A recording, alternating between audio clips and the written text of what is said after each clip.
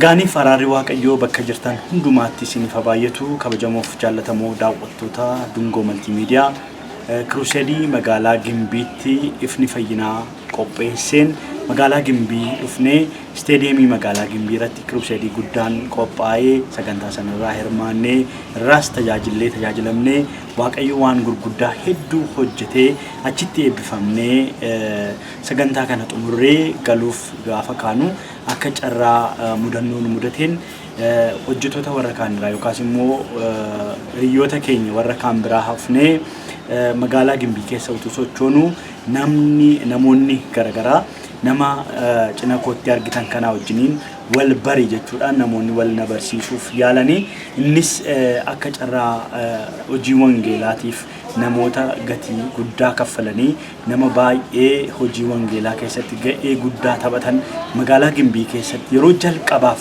wangeelli akka inni Gimbii seenuuf namni ga'ee guddaa taphachaa turan yookaas immoo tajaajilaan gara magaalaa Gimbii akkasumas naannoo ishee seenanii hojii wangeelaa kana jalqaban nama isin cina kootti argitan kanadha. Obbo Raggaa Fayyisaa jedhamu isaanis. Obbo Raggaa Fayyisaa egaa mudannoos qabu, muuxannoos qabu. Haalli isaan amma irra jiran immoo baay'ee kan nama ilaalcha keessa nama galchuudha. Sababni isaa an har'a tajaajilaan jiraa'oo nama jechisiisa jechuudha.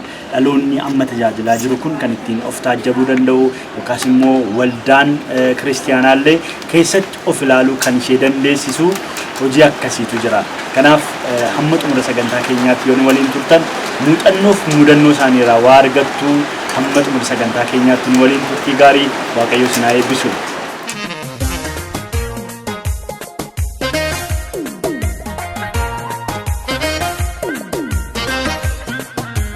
Egaan kabajamoof jaallatamoo daawwattoota keenyaa akkuma isiniif kaasaa ture Obbo Raggaa Fayyisaa tajaajilaadha nama waaqayyooti nama waaqayyo baay'ee itti fayyadamaa ture itti fayyadamaa jiru yeroo ammaa kanallee dulluma isaanii kana keessatti waaqayyoon nama tajaajilaa jiranidha.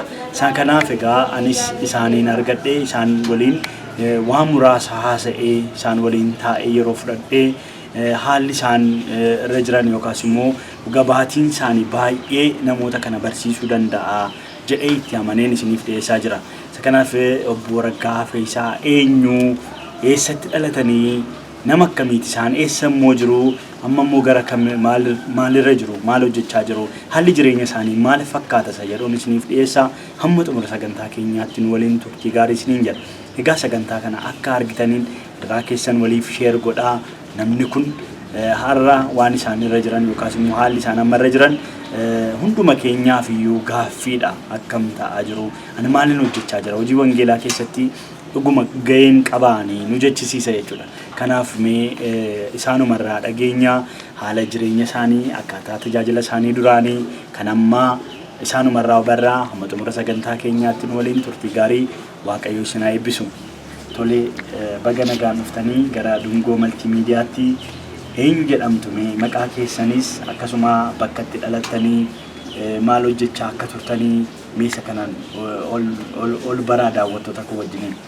Baga nagaan nasimattanii maqaan koo Raggaa Fayyisaan jedhama. Dhaloonni koo Gandasii Bacaaroo Aanaa Uumaati. Akkuma godina Gimbiiti. Kana booddee kan inni haasa'uuf jiru bara Sillaasee keessa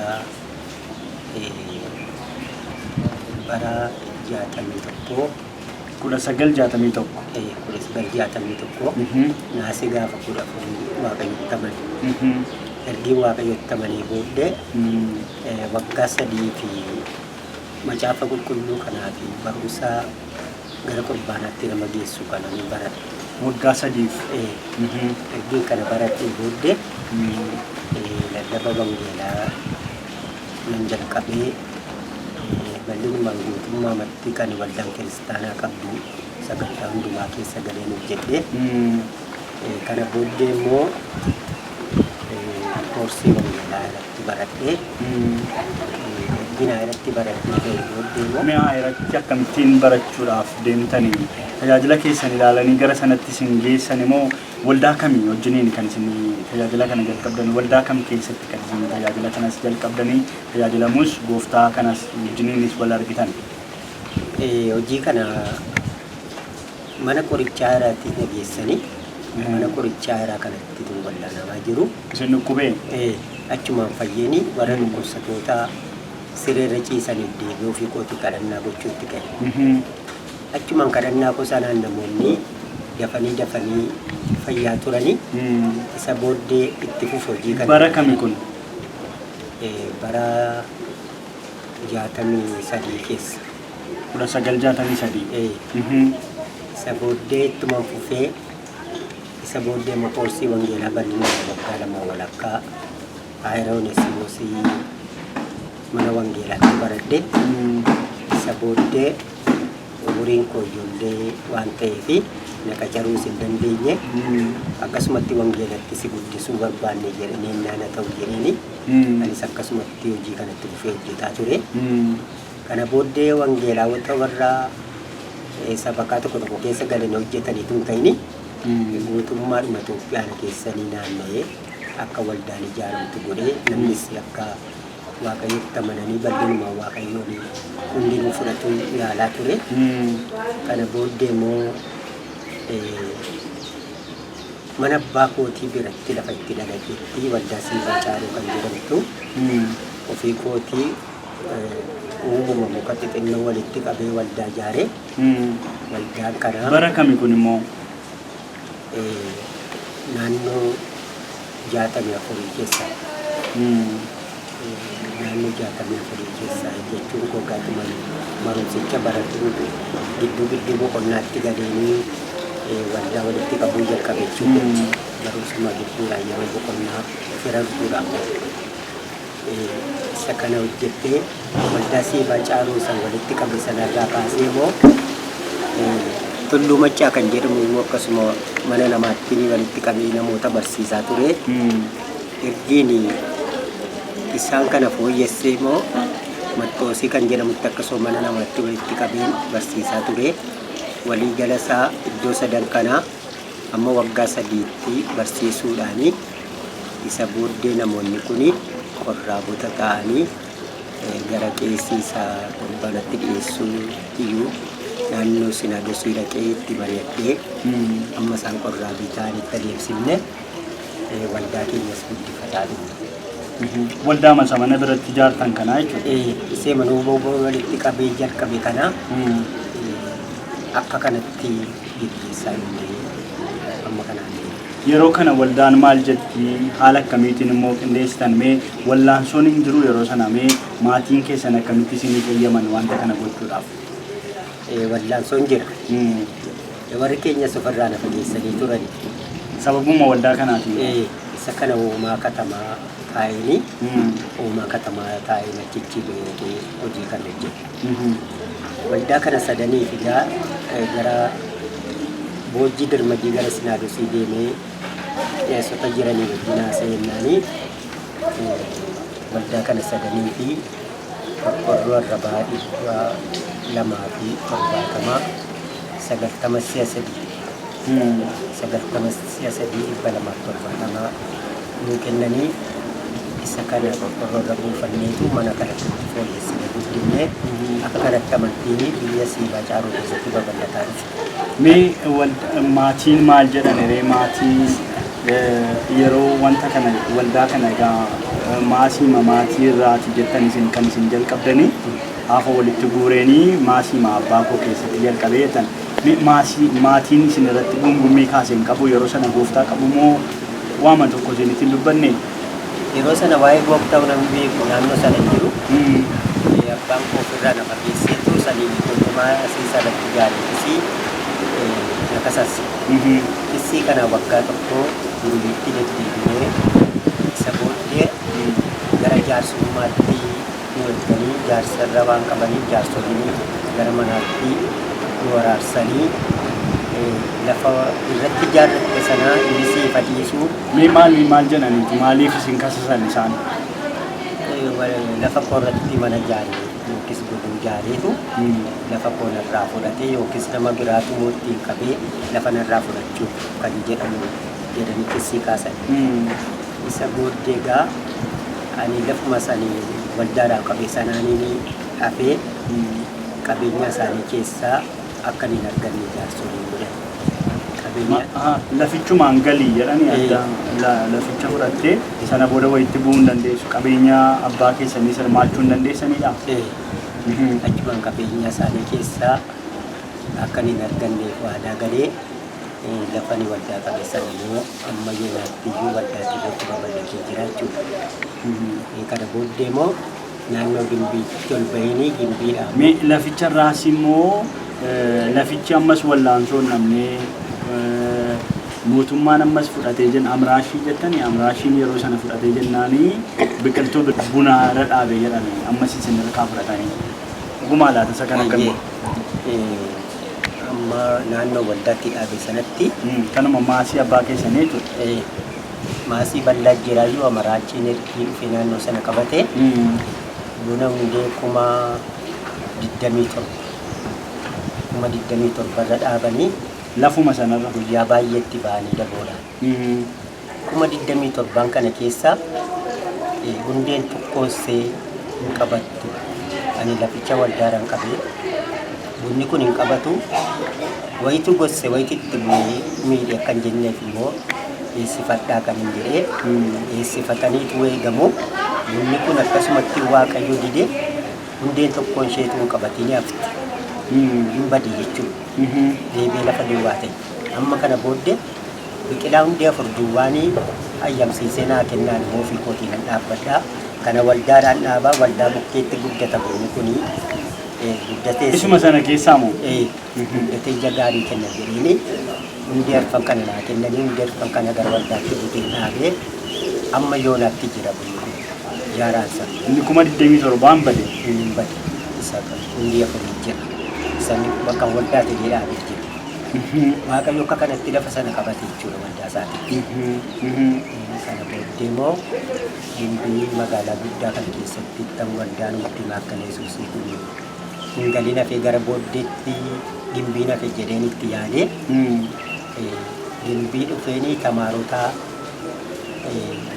guldisoo boojjiirraa dhufanii gimbii keessatti argaddeeni lafa isaan mana kireeffatanii ta'anitti isaan walitti qabee isaaniif kadhata godhee wangeelatti lallabee isinirraan kan ta'een gimbiitti waldaa ijaarsisuu barbaada jedheen ijoolleetti mee kana booddee gara sinaadosii dhaqee sinaadosiitti dubbadhee sinaadosiidhaan gimbiitti akka waldaan nu ijaaramu waaqayyoonis nu kadhaatiitti nu yaadaa jennaani isuma kana booddee attamii amantoota achi keessaa hin qabnu lafa duwwaa irratti ijaarraa jennaani waaqayyo uummata baay'ee qaba uummanni sun gara waaqayyoo dhufu anuutu hin beekin gara waaqayyoo gimbii keessaa saba baay'eetu dhufi amantii ta'a kan jedhamu haasofnee kana booddee isaanii hin jenne jalqabuma ijaaranii waldaa guddaa kana ijaaran waldaa guddaa waldaa gimbii jedhamu ijaaranii akkasitti amantiin waldaa makkaneessuus gimbii keessa galee jechuudha. Sana booda akkamitti itti fuftan hojii wangeelaa kana ofii keessanii yoo qacaramtanii jirtan miindeffamtanii hojii hojjettu miti garuu akkamittiin immoo jiraattu? Akkan itti jiraadhu yeroo sanaatti kan isinitti himtan yeroo namoonni buna qursii naa kennanii namoota tokko biraa arganii fudhaa isumaan guyyaa 2 fa'aa oolaa yookiin guyyaa 3 oolaa akkuma kanatti darbeetuun argadhu rakkina akkasiitiin waldaa kana jajjabeessaa ture jechuudha. Inni kun waggaa yartuu fituu hin ta'in waggaa 55 fi amma bara seenaatti akkuma kanaan jajjabeessaa ture jechuudha. Kan labuma dhaabataan qabu gara na gargaarus hin qabu akkuma kanatti hojjetan jechuudha. Egaa waaqayyo hojii kana keessatti waldaa yommuu baay'atee jedhu waldaa baay'ee kan akka kanatti ijaarree maqaa waldaa sanaa yoo isinii kaase gaariidha. Tokko Siibaa Caaroo isa jedhameedha. Lammaffaan Tulluu Maccaati. Sadaffaan Mattoosiidha. Arfaffaanii Aallee Gambeelaati. Shanaffaanii Sewwaadha. Ja'affaanii Doobbii. Torbaffaan Yongee. 8ffaan Congee Salgaffaan Haroo Agamsaa jedhama. Kurnaffaani Kombolchaa jedhama. 11ffaani Ujummoo Allataa jedhama. 12ffaani Siibaa jedhama. Siibaa Meetos jedhama. 12ffaan Siibaa Meetos jedhama. Inni kun egaa akka kanatti ta'eetu jiru. Kun amma ofii koo duwwaadhaan bira ga'ee namoota mansiisee namoota kana walitti qabee namoota kana wajjin godoo ijaarree kanaan guddinneedhaan min kophaatti 12 kana maqaa eegu. Waldaan kan biraa immoo akkasuma ergiin nachi hojii kana jalqabee jedhanii karaa biraa immoo sinaadosiin nama kaasuudhaanii waldoota kan biraa kan ijaaranii kan walitti finnee sabakaadhaan kaa'uu barbaanne immoo Uumaa fi Haaruu gidduutti waldaan 25 ture. Waldaan 25 kun 13 uumaadhaa fi sabakaa tokko jennee uumaa sabakaa jenne waldaa 13. Waldaa 12 immoo Haaruu sabakaa jennee Haaruu sabakaa yookiis Guyii sabakaa jennee keetti moggaafnee kenne.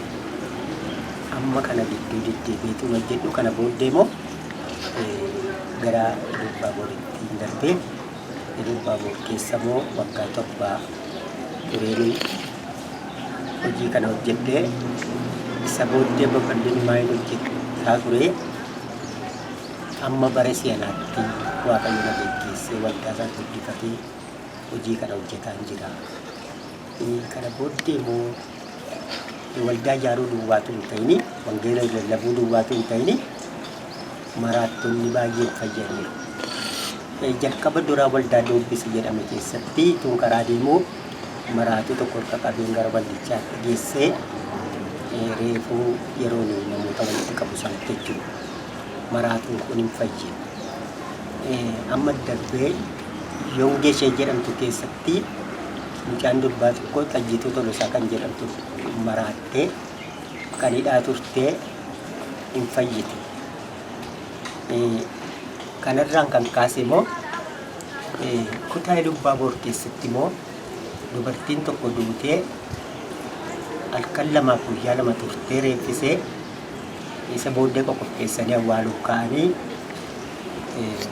reeffa isheetii fi tuusaan fuudhanii deemanii gara awwaalaan geessanii reeffa isheetii fi Waaqayyoon kadhee guyyaa 2 halkan 2 booddee Faayisee Baddaa kan jedhamtu Ilubaaboor keessaa waldaa Gobboo kan jedhamu keessaa du'arraa fayyideetti. Kana booddee ergiin gara Wallaggaattis galee immoo mul'atu maal? Kanaa gadi gara gajjallaa kana ta'ee Waaqayyo. Inni gadhannaan achumatti Abbaa booyinaati silaalaati haasaa isaati maal boonsu amma Waaqayyo. Annan biyyuma sanan jiraadhe biyyatiin ergitu kanan jedhe inni Waaqayyo hojii guyyaa tokko hojjettee galtaa. Guyyaa 3 deemeen biyya Jaarsoo Koontoo jedhamu dhaqee biyya Jaarsoo Koontoo kanatti nama qidaamee galgala duute qidaamee galgala sa'aatii 11tti duute samba guddaa ganama awwaala dhannee du'a gahii isheenis keessummaa ta'eetu achi jiru ergaa kanaatiin deemu. Waaqayyo hojii guyyaa tokko hojjettee hojii sana waan isaan beeku nan naqe malee. Amma garuu du'a gahiin jiru kanan naqe. Gaafa nachi dhaqu mucaama sanarra harka kaa'ee Waaqayyoon kadhe. Namoonni awwaaluu dhufanii utuu isaan manaa gadi baasee harka irra kaa'ee kadhee mucaan sun hin fayyitee. Mucaan kun mucaa durbaatii dhalattee waggaa 1 biyya 7. Amma mucaan kun bara si'anaa jirtee gaafannaani isa baranaa kana gara Najjootti ol dhuftee Najjoot katamaa keessatti guddattee barumsatti barattee mana ishee qabatteetti kan jedhamu waa'ee ishee namni itti dubbatee Waaqayyo waan akkasii hojjeta. Kanarraa kan keessa immoo walumaa gala isaanii maqaa isaanii waamuu dhiiseyyuu namoota 13 kan Waaqayyo du'arraa fayyise. Namoota 13 jarri kun du'anii fayyan jechuun hoolanii bulaniiti malee isaan maduu yamma fayyu miti. isa gaggabee fayyee jedhanii tun ta'ini inni kaan lama bulee inni kaan sadii buleeti. Waaqayyoorraa ajaja fudhattaniitu amma isaan turanis du'anii amma isaan turan beektu isin moo Waaqayyo wajjin waliin galaa yoom jedheetti mu guyyaa meeqa booda kaa jedheetti mu jedheen gaafadha Waaqayyoon utuun gara reeffa kanaan deemanii jettan. Isa kana Waaqayyumatu kadhuuf namni kun hin fayyaa lubbuun itti deebisaa immoo kana ta'u immoo gaafa namni sun duutu hin ta'ini itti dubbadhu aturu reeffisaa jira Waaqayyo. Yookiin guyyaa lamaa turuu jedha guyyaa lamaan kanan itti maa guyyaa lamaan kana booddeen kadhata godhaafi namni kun hin fayya. Malee akkanii du'ee miti. Isa kaan immoo yommuu inni du'ee harkan tokko guyyaa tokko duwwaa turuu Waaqayyo irra kaayee kadhu harka kee irra kaayeedhaan immoo nan kadhaa fi isa booddee namni kun itti deebi'a. Akka kanatti fayyaa turan. Namoonni kun walumaa gara isaanii biyyuma adda addaa keessaa guutummaa Itoophiyaa keessaa yaadaan kan hin qabne jiru nama 13. Nama 13 kana keessaa namni 12 ammayyuu jiru nama tokko duwwaatu ergasii waggaa 5 jiraatee jiru. Jaartii Faayisee Baddaa warra jedhaman keessa sanatu nama waggaa 90 turanii waggaa 5 dabalatanii 95tti du'anii. Waaqayyo waan akkasii ibsitaa ture. Kana keessatti bara baay'ee kan amma karaa deemee hojii kana hojjedhu keessatti immoo bokkaan natti roba. Yommuu bokkaan dhufu harka koo ol qabee Waaqayyo naa caamsi karaa biraarra roobsisi karaan irra deemu warra naa caamsa jedhu bokkaan gara siif gara diramee naa caama. Akka kanatti deemee hojii kana. Lafa deemtu moo konkolaataadhaan deemtu? Lafa deemu. Lafa deemu. Karuma taanirra karuma caakkaa yookiis bu'aa bahii bishaan baay'ee qabu fa'aa keessa deemaa karuma sirriirra deemee rakkina meeqatamin jechuudha. Amma gaa namoonni tokko tokko attamitti bokkaan simmii jedhanii na gaafatu. Meegaa isinitti himaa waan Waaqayyo hojjetu jedheeni arraa jalqabee bokkaan amma torban irraatti naafa caamu. Torban irraa immoo sa'aatii ammanatti naafa roobu jedhee yookiin sa'aatii 12 jedhee irratti Waaqayyoon kadhaa sa'aatii amma sa'aatii sanaatti roobu. Sa'aatii 12 jedhee sanatti torbee isaatti ni dhufu. Isa kana hojiin Waaqayyoon namoota agarsiisaa deema. Kan biraas immoo bokkaa yeroo dheeraadhaaf caamee deemtaniis immoo bokkaa Waaqayyoon kadhattanii biyya sanatti bokkaa roobeeraa jedhanii. Sana malees manni namootayyuu hin diigama hin miidhama manni namootayyuu hin miidhama isa walii wajjin ijaarrafaa jettanii turtanidha. Mee isa kanas mee nutti himame. Ergini Ilubbaa Boorii deebi'ee Wallagga keessa ergin jiraadheetu bokkaanii gara Ilubbaa Boorii roobuu didee caamsaan irra ture. Amma naannoon ture kun immoo naannoo gammoojjii naannoo biyya Quubsaa jedhamu tokko keessa jira. Jaarsi tokko biyyi suni biyya Qaalluu Abbaa Caffee jedhamu waan ta'eef biyya Qaalluu Abbaa Caffee kanatti amantiin jaallatanii boobee dhoobsifataa jira daboodha. Aduun nu fixee mi'aa namicha misoonii nana bokkaanuu roobsisi kan achi fumaa misoonii dheettee nu gidduu jiraattaa jedhee namni kun na ceephee. Innaanii isin dadhaboodha gara manaatti siqaakaa bokkaanii dhufaan jedhe. Innaanii namni kun maqaan isaanii Ayyaanaa Gidiraa jedhamu. Ayyaanaa Gidiraa. Amma daboon isaanii kun nama 8 boobeedhaatu nama 8 jira. Garuu gaaddisa mukaa taa'ee ni ilaala malee gargaaruus hin dandeenye. Gaafa inni kanaan na ceephaa'uuni harka koo ol qabeeni dafaa gamana lixaasanii jedhe. Mee inni nuti aroobu bokkaa miti qilleensuun nuuf qabbanaa'u. Harka koo ol qabee yommuu Waaqayyoon kadhutti waanni keessi dukkanaa dhufe duumessaanii dhufee lafatti uwwifamee obomboleettiin qilleensi cimaan ka'ee boobee isaan dha'anii tuulanii walitti qabaa deemanii itti fufanii dha'an sanaa hunduma isaa walii galasaa boobee kanarraa galabaasaa kaasee yookiis qoqqoddaasaa kanarraa kaaseetu callaa midhaanii duwwaa lafatti hambise. Obboleettiin dhufeerraa kaasee qulleessee madee kana booddee bokkaayyaan doorroo qilleensi sun bokkaayyaan dhoobsisee bokkaan achitti amma nuuf fixuuf koottire. Manatti dhiyoo jirra fiindee mana liitu. Isa yoo dhiphina meeqatamiini isoo manni nutti dhiyoo yoo dhiphina meeqatamiin mana liinne jechuudha. Qilleensa isaa yandoo bokkaa isaatiif. Gaafa Waaqayyo kan hojjetu galgala isaan rafee manatti galee Waaqayyoon galateeffadheen gaafa rafu irubbaa boorratee bokkaa akkuma kanas irubbaa jettee. Dhaqeenii nan naqa jedhee ishee nan naqa jedheen bulee namoota kana Waaqayyo wajjin haasoftaniitu. Namoota kana eessattiin argadhe yaa Waaqayyo wanti kennan jennaani ati reqii namoota walitti qabamee jiru si keessaadha. Yommuu biyya irubbaa boorsana dhaqu quuqubee jedhanii ishee horii walii buusanii buna waluu baasan kanaa mana abbaa quuqubee kanaatti walitti qabamanii jiru. Dhaqee dubbisee alan jedhu buna dhugaa jiru daabboo nyaataa jiru isa booddee na dubbisanii bunas qursii naa kenninaani bokkaan irroobaatii dafa daabboo sin harka jiru nyaadhaa buna keessanitti dafaa dhugaa bokkaanis hin duraa balleessaan jedhu. Maal bokkaan caamee ture waa'ee bokkaa maqaa dhahuu keetiif iyyuu sitti gammannee noo waa'ee bokkaa dhiibnerraa abdii nuti isaan jiru. Amma gadafa daabboo keessa nyaadhaa buna keessanii dhugaa bokkaa cimaa xumuu baan jedha. Warri kaan ishee jedhanii nyaatanii buna isaanii dhuganii warri harkatti qabatanii waaqaaf lafa walitti dukkaneessuudhaan amma ka'e bokkaan roobee manni irraa diigame irraa badee qilleensi kaasee biyyoo biraatti dabarsee gatee isa booddee immoo manni biraas hin diigama gadaboo masaa isin gargaaree wajjin ijaarra malee jedhee duraan itti meeraa haasaa koo keessaa kana booddee